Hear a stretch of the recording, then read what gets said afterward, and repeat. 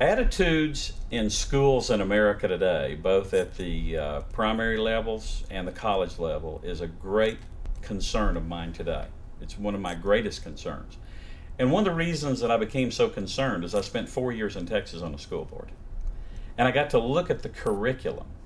And the curriculum, I hate to say it, in schools, including Texas and many other states, is still going back and doing things we did 50 years ago. We're still talking about things that were happening 50 years ago or 100 years ago. And I don't have a problem with history.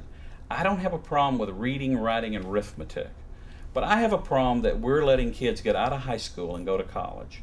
And kids in college not learn real life issues, like how to manage my financial planning personally, how to understand the difference in carbohydrates and proteins and fats, and how does exercise work, and what is metabolism, and how does it work. We don't learn these things in school.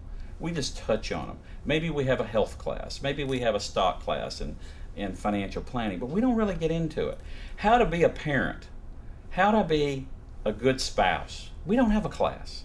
We used to have home economics in the old days, and I think they did away with that, so I must be really ancient.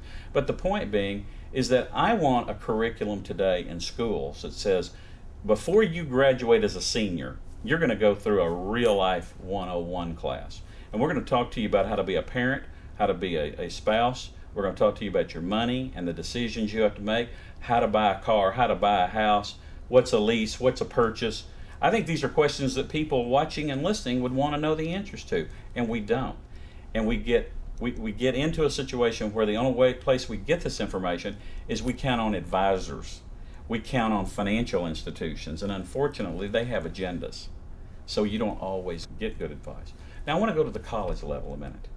I've spoken at places like Duke's University, Georgia Tech University, Abilene Christian University, Middle Tennessee State University, and some of the issues that just horrified me was the children coming up that were freshmen and sophomores saying to me, Mr. Nance, I heard you talk tonight about attitudes of money, and I have $15,000 and $20,000 of credit card debt, and I've gained 20, 30 pounds while I've been here. Freshman 15, we've all heard that statement.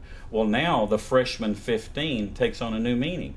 In colleges today, freshmen are gaining their 15 pounds because the fast food court has got every fast food in America there, and you're at college, you can eat all you want, it's paid for. And the other thing is when you enter a college today as a freshman, the other 15 is we'll help you get 15,000 in debt when you walk into the freshman center to sign up for your classes and buy your books. There's a cell phone table, a banking table, there is a get your credit card at the banking table.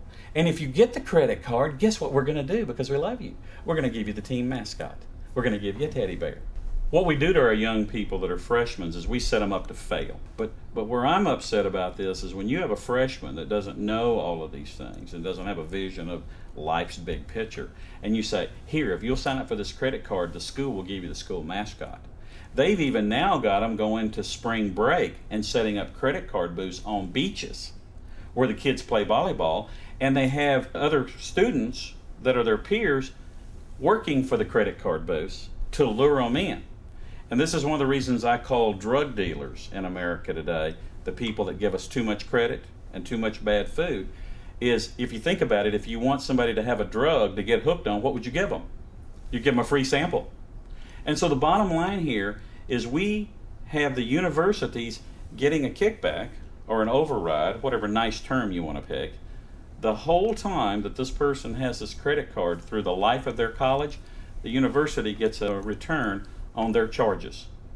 But then we put the student in business school at the same university and tell them we want you to be financially sound and make good business choices. So I'm really on my soapbox on this issue because this is the future of our country is our young people, and to help them get in debt while the college makes money off of it is a problem.